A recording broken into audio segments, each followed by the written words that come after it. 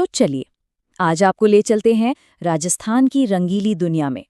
यहाँ की मिट्टी में, यहाँ की हवा में संगीत और नृत्य घुले हुए हैं। आज हम इन्हीं जीवंत लोक परंपराओं को करीब से जानेंगे। इस सफर की शुरुआत एक बहुत ही दमदार बात से करते हैं।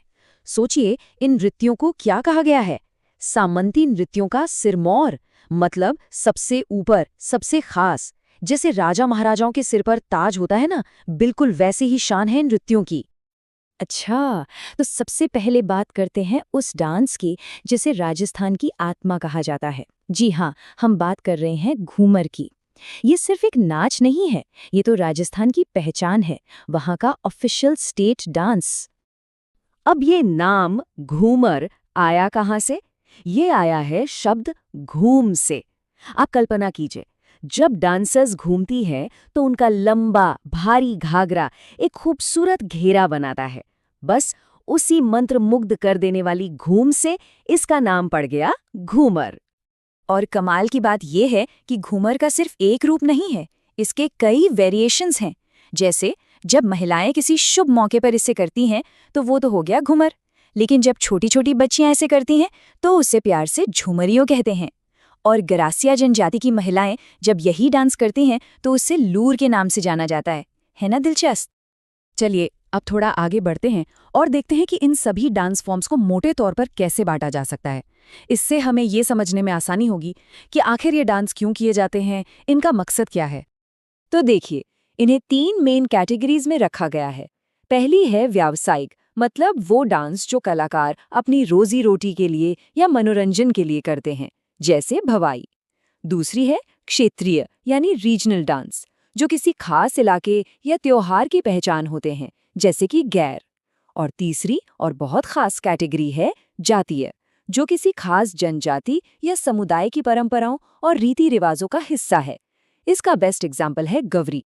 तो चलिए अब जरा और गहराई में उतरते हैं और बात करते हैं उन नृत्यों की जो सीधे समुदायों के दिल से जुड़े हैं। देखते हैं कुछ खास जनजातियों की अनोखी और अद्भुत परंपराओं को। अगर आपको ये वीडियो पसंद आ रहा है तो जरूर एक लाइक कर दीजिए। आपका एक लाइक हमें और बेहतर वीडियो बनाने के लिए मोटिवेट करता है। अगर आपने अभी तक चैनल को सब्सक्राइब नहीं किया है तो अभी कर लीजिए और साथ में बेल आइकन दबाइए, ताकि जब भी नया वीडियो आए आप सबसे पहले देख सकें। वीडियो को अपने दोस्तों के साथ शेयर करना मत भूलिए। और अगर आप हमारे साथ टेलीग्राम और व्हाट्सएप ग्रुप में जुड़ना चाहते हैं तो नीचे डिस्क्रिप्शन में दिए गए लिंक पर क्लिक करें। वहां आपको अपडेट्स, नोट्स और खास कंटेंट सबसे पहले मिलेगा। चलिए अब वीडियो को आगे बढ़ाते हैं। सबसे पहले बात करते हैं भील जनजाति के गवरी नृत्य की। दोस्तों, ये कोई आम डांस नहीं है, ये तो एक पूरा स्पिरिचुअल ड्रामा है, एक नाट्य है। और जानते हैं किस कहानी पर आधारित है? भगवान शिव और भस्मासुर की कहानी पर। और सबसे हैरान करने वाली बात, ये 1-2 दिन नहीं, पूरे 40 दिन, मतलब सवा महीने तक चलता है। सोचकर ही रोंगटे खड़े हो जाते हैं। अच्छा, इसके बाद आता है कामड़ समुदाय का तेराताली नृत्य। इसकी सबसे खास बात जानते हैं क्या है? ये बैठकर किया जाता है। जी हाँ, कहते हैं कि ये एकमात्र ऐसा लोक नृत्य है जिसे बैठकर परफॉर्म करते हैं, और ये लोक देवता रामदेव जी की भक्ति में किया जाता है। अब इसका नाम तेराताली क्यों है? क्योंकि इसमें 13 यानी 13 मंजीरों का इस्तेमाल होता है। मंजीरे मतलब वो छोटी छोटी झांझ होती है ना, वो।